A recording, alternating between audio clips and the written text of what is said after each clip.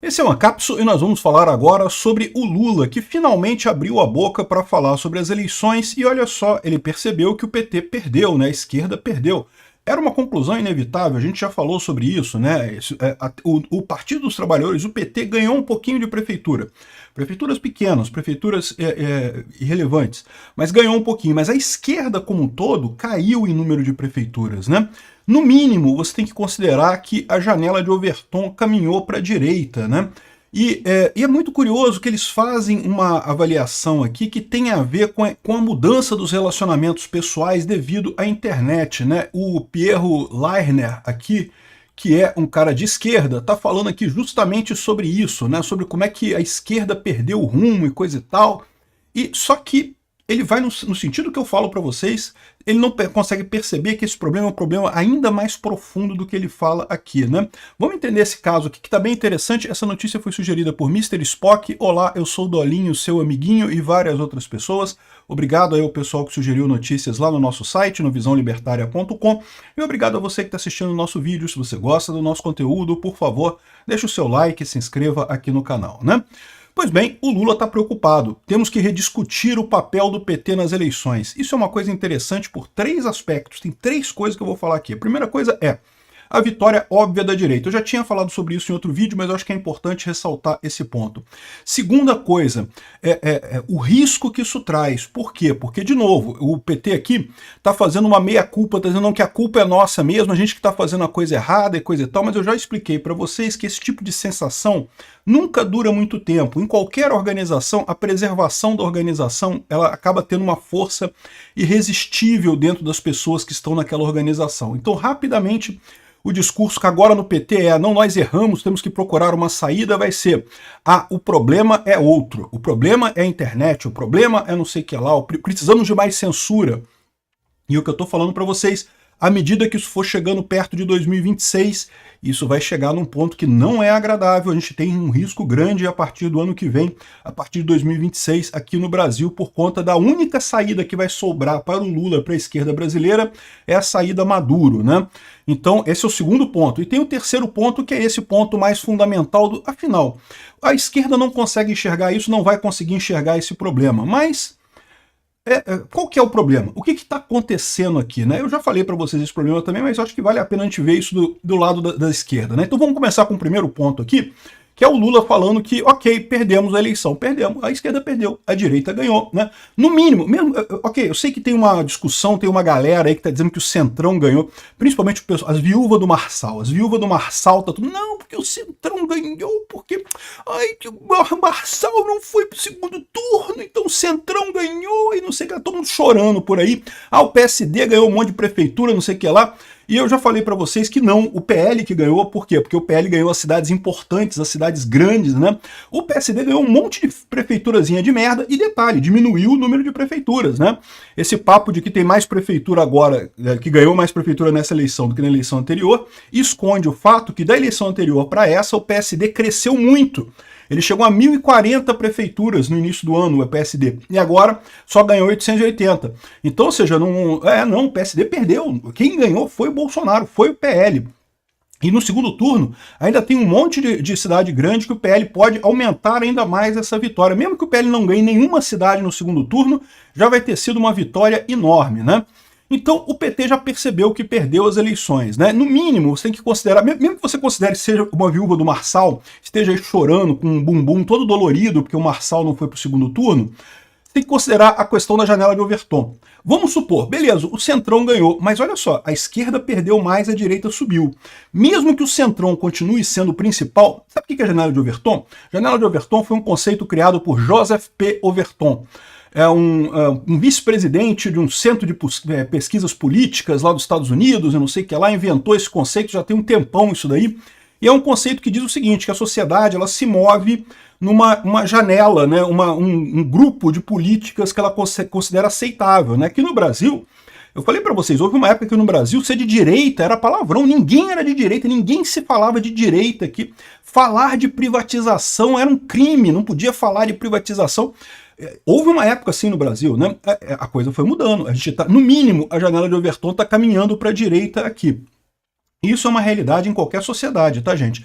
Mudança política, como eu sei que muitos aqui querem, né? Muitos reclamam que nós ainda estamos numa sociedade muito esquerdista, temos que ir mais, alinhar mais os valores do governo aos valores da direita, que é o valor da maior parte da população. Estão esquecendo que essa mudança nunca é rápida, né? Nunca acontece rapidamente. Nas poucas vezes que foi tentado fazer uma mudança drástica de orientação do governo e da sociedade, resultou em tragédias como a Revolução Francesa, né, que acabou resultando no Napoleão Bonaparte sendo rei de novo, imperador da França e coisa e tal. Ou seja, tem que ser devagar mesmo, demora tempo. Esse processo todo, mas Peter, eu não vou conseguir ver então o Brasil de direita. Não sei, vai depender de quanto tempo você viver.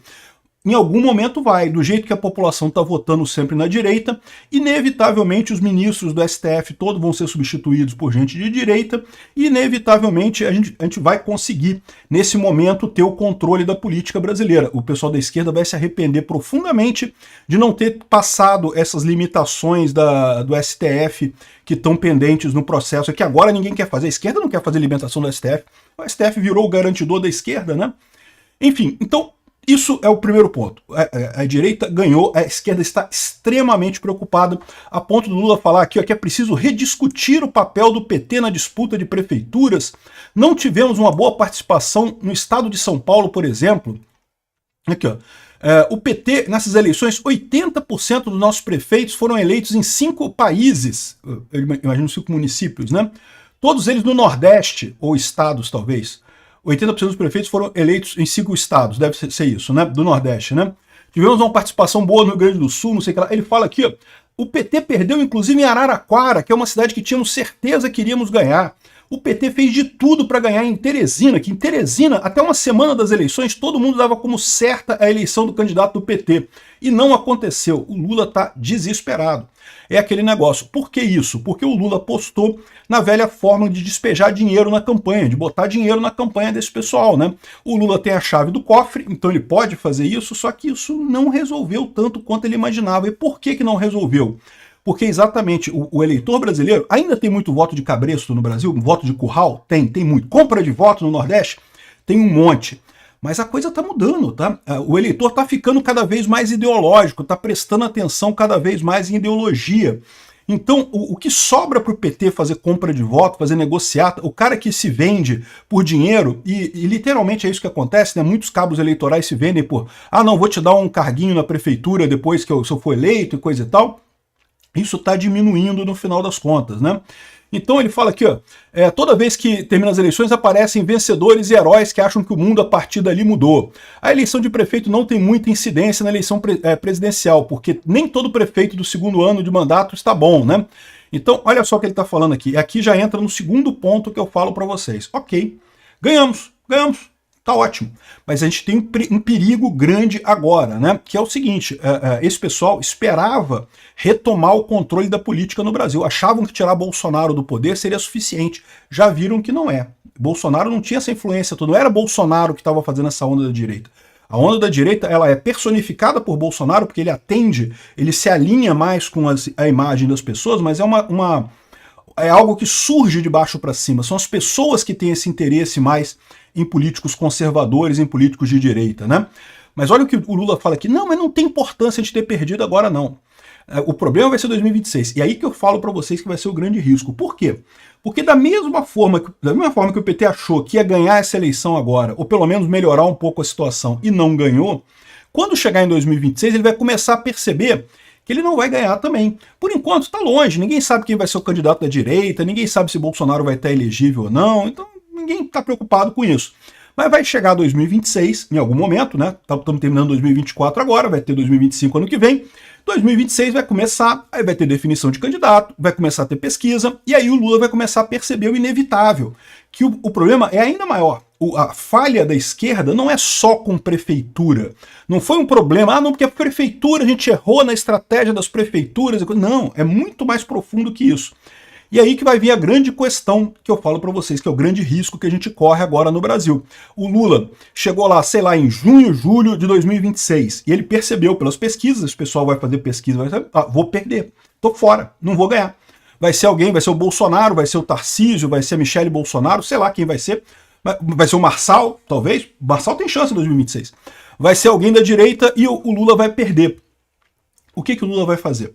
Ele tem duas opções. Ele pode chegar e reconhecer, como ele faz aqui, nós erramos mesmo, então é isso daí, temos que rediscutir o papel do PT na presidência da República, e vamos entrar em um retiro espiritual para ficar quietinho. Ou ele vai dizer que, tem alguma coisa errada, tá havendo manipulação do TSE, tá havendo um golpe contra a esquerda, estão refazendo golpe contra a esquerda, porque estão deixando a direita ganhar votos, os terroristas da direita e não sei o que lá e coisa e tal, né? É lógico que vai achar a segunda opção. Evidente que ele vai achar a segunda opção. É o que eu falo para vocês. Qualquer organização, como um partido ou como uma estrutura grande, entre duas explicações para o que está acontecendo, ela vai buscar a explicação que livra ela, que ela continua existindo depois. Então eles certamente vão achar que estão sofrendo um golpe e vão tentar dar um golpe. Vão conseguir? Eu acho que não conseguem. Eu acho que eles não têm capacidade, não vão ter força, não vão ter apoio para dar esse golpe. Mesmo o STF, que tem ajudado a esquerda pra caramba, não vai embarcar nisso totalmente. Então eu acho que não vai ter esse problema, mas vai ser crítico, né? Vamos viver um momento crítico em 2026 por conta dessa compreensão do Lula de que ele vai perder a eleição e que aí, como é que ele vai fazer? O que ele vai fazer? Como é que ele vai tentar manter o poder? A saída que ele tem é uma saída à la Maduro, né? Uma saída à la Venezuela, como o Daniel Ortega lá na Nicarágua, também prender todo quanto é opositor, proibir partidos de oposição, proibir jornais, proibir redes sociais, proibir tudo. Eu não sei o que vai acontecer, mas eu estou preocupado com o que eles vão fazer lá, porque ninguém morre, ninguém aceita assim, vou perder a eleição, então eu vou dormir aqui quietinho, que eu vou... Só o Fernando Henrique Cardoso faz isso. O único que fez isso tranquilo assim foi o Fernando Henrique Cardoso, né? Por motivos que todo mundo sabe agora, porque o objetivo do Fernando Henrique Cardoso era e sempre foi entregar o poder para o PT mesmo, né? Olha como é que o Lula está falando aqui, né? Que ele tem que rever a estratégia com aliados do governo. Estratégia, lógico, eles querem dizer que é estratégia eleitoral, como é que eles vão fazer para ganhar a eleição e coisa e tal, qual vai ser o processo, o que eles vão buscar e não sei o que lá. Mas no final das contas, a gente sabe que isso daqui não tem como ser coisa boa. Isso pode ser uma estratégia muito mais séria no final das contas. O Lula já está se ligando com um monte de ditaduras no mundo inteiro, querendo exatamente isso, um apoio internacional, mesmo que fraco. Mas se você tem apoio da Venezuela, do Irã, da Rússia, da Coreia do Norte, de não sei mais quem, o cara pode se manter no poder aqui no Brasil num golpe, né? Então, isso é um cuidado que a gente tem que ter com 2026.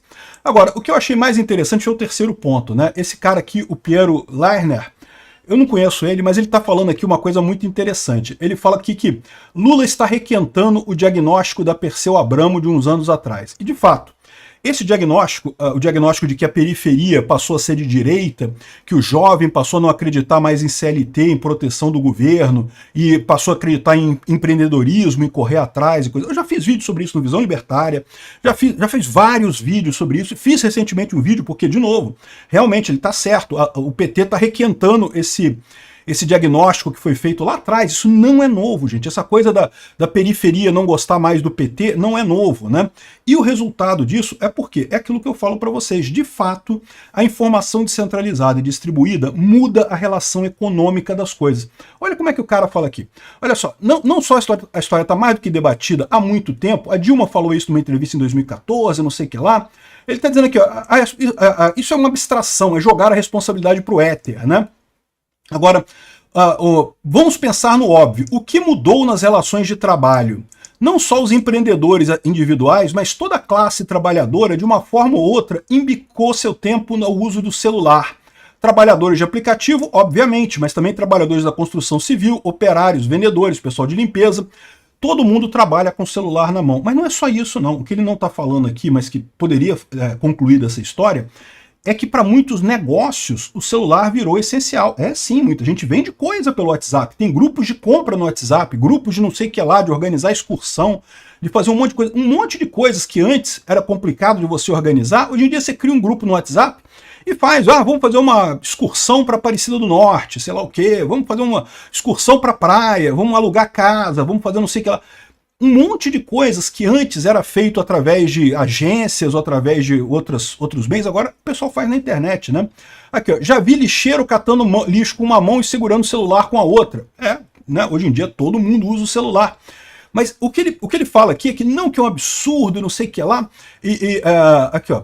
O Lula não vai conseguir mudar a dinâmica atual da luta de classes, da relação capital-trabalho, nem o PT vai passar a ser o partido identificado com essa lumpenburguesia, né? O que ele está dizendo é que esse pessoal está errado, o pessoal não está percebendo a luta de classes e coisa e tal. Pois é, porque o pessoal percebeu que o negócio de luta de classe é uma besteira, né? O governo, ele vende para você uma ideia de que ele vai resolver o problema da luta de classe. A nossa sociedade é desigual, tem gente muito rica, tem gente muito pobre, passando miséria. O governo vende para você a ideia de que a melhor coisa que você pode fazer é confiar num governo de esquerda que vai tirar dinheiro dos ricos e vai dar para os pobres. Olha que beleza. Parece uma coisa bacana. E dessa forma toda a sociedade vai melhorar de vida, né? Só que o que o pessoal percebe na prática? Que o governo é incapaz de fazer isso. O governo em si fica com a maior parte do dinheiro. O governo é sempre um concentrador de renda. É impossível para o governo distribuir renda. Governo não distribui renda. O governo tira renda de todo mundo nos impostos, até da cachaça do mendigo ele tira renda, e a maior parte fica para ele mesmo, fica para os funcionários públicos, fica para o grupo do governo, fica para os amigos do rei. Né? O que vai para a distribuição de renda é uma merreca, e é incapaz, é impossível, não tem como. É igual você pedir para um isopor para afundar na água, ou pedir para um martelo para flutuar. Não tem como, o governo não distribui renda. E é por isso que falha essa hipótese do governo. Ela sempre falhou, mas antigamente você não tinha outra alternativa. Ok, o governo não vai resolver o problema. O que vai resolver?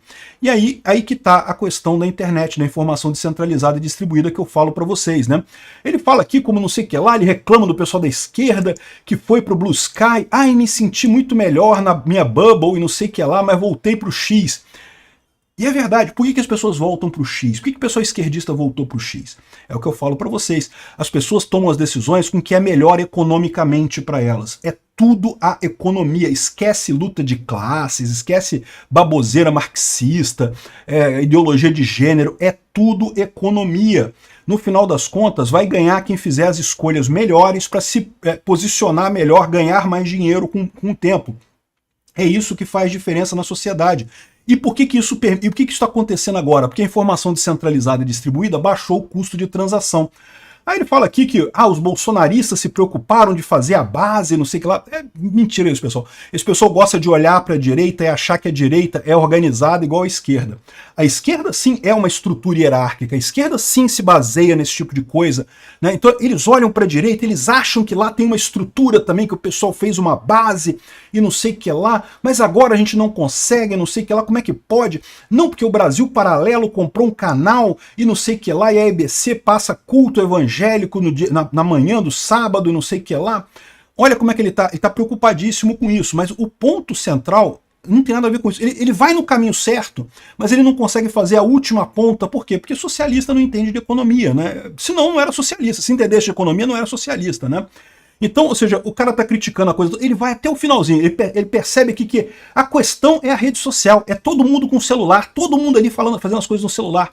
O que ele não percebe é que a teoria que prova que a informação descentralizada e distribuída diminui ou enfraquece estruturas hierárquicas, facilita a interação entre as pessoas diretamente, cara, está escrita desde 1934, é o paper lá do Ronald Coase, que eu falo o tempo todo desse paper, já o pessoal está enjoado de eu falar desse paper. Quando você barateia o custo da informação, as transações, o custo de transação diminui muito, isso mata grandes estruturas hierárquicas, passa a se tornar uma coisa antiprodutiva você trabalhar numa empresa com muitos níveis de hierarquia, isso não é mais produtivo, você ganha menos do que se você trabalhar diretamente vendendo e comprando de outras pessoas. No final das contas é isso, e as pessoas buscam uma condição melhor. É o que eu falo para vocês, a gente está caminhando para o libertarianismo, para uma sociedade sem governo ou com governo mínimo, não porque as pessoas vão se convencer disso, não, virei libertário, eu vi o Peter é tão bonitinho com aquela barba dele, eu virei libertário agora. Não, isso nunca vai acontecer. O cara que é um esquerdista vai continuar amando o Che Guevara, ou sei lá quem é que ele ama lá, com a barbicha gay do Che Guevara, vai continuar falando do mesmo jeito essa história, não vai mudar a cabeça dele. Só que as pessoas, naturalmente, nas decisões que elas tomam no dia a dia, elas buscam o melhor para elas economicamente. E agora que o custo de transação baixou, isso raramente passa pelo governo. Isso é direto, é muito mais barato, é muito melhor, você ganha muito mais tendo relações diretas com as pessoas do que através do governo. É isso que mata essa ideia de governo grande. A única saída que o Lula tem é é adotar a coisa de diminuir o tamanho do governo. O único caminho que existe para frente é diminuir o tamanho do governo. Você acha que tem chance da esquerda diminuir o tamanho do governo daqui para frente? Não tem chance deles chegarem nisso. Então o que vai acontecer é isso. Vai chegar 2026, ele vai estar preocupado, ele vai querer rever a estratégia dele e botar, sei lá, as tropas do MST na rua, sei lá qual vai ser a estratégia do Lula em 2026. Vai ser uma coisa preocupante. Não vai ser, vamos mudar a nossa filosofia, né? Pode ser que ele adote aquele negócio de adotar a pauta de costumes, a pauta religiosa, mas manter a questão econômica, manter o controle econômico. Isso pode. O Lula vai virar um partido de direita, né? Literalmente, né? Um partido autoritário, né? Mas enfim, vamos ver como é que vai acontecer isso daí. É por isso que eu falo para vocês que pauta de costumes não importa. Assim, eu sei que importa, as pessoas querem a pauta de costumes. O que eu quero dizer é, do ponto de vista estratégico, ela não importa. Por quê? Porque a esquerda pode adotar essa pauta de costumes assim, ó, sem nem pensar. Eles não têm dor nenhuma em adotar a pauta de costumes. Mas o que faz a diferença é a economia. Obrigado por assistir o vídeo até o final. Além de curtir, compartilhar e se inscrever no canal, considere se tornar patrocinador com valores a partir de R$ 1,99. Clique no botão Seja Membro abaixo para saber as condições e vantagens de patrocinar o canal. Mais informações sobre o nosso projeto, visite nossos sites indicados na tela.